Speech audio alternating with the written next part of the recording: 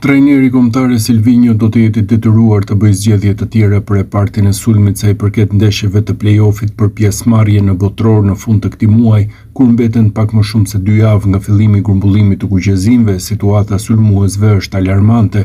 Armando Broja është i dëmtuar dhe nuk është kthyer në stërvitje, por tashmë është e qartë se në të njëjtën situatë gjendet Demirlind Daku, i cili ka pësuar një dëmtim në tendin dhe rrezikon të mbetet për një kohë të gjatë jashtë, siç e ka shpjeguar vetë trajneri i ri i skuadrës ruse Frank Artiga.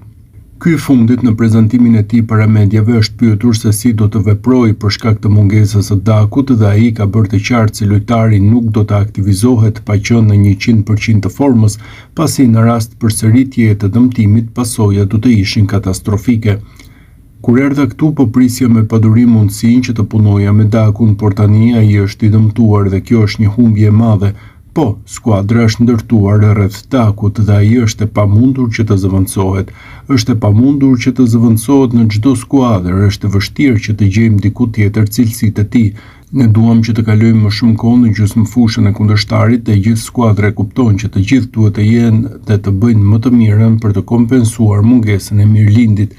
Një dëmtim në tendin është mjaft specifik, nëse përsëritet lojtari do të jetë jashtë për një kohë shumë të gjatë dhe ne nuk duam që të rrezikojmë, po monitorojmë rekuperimin e tij derisa të jetë 100%.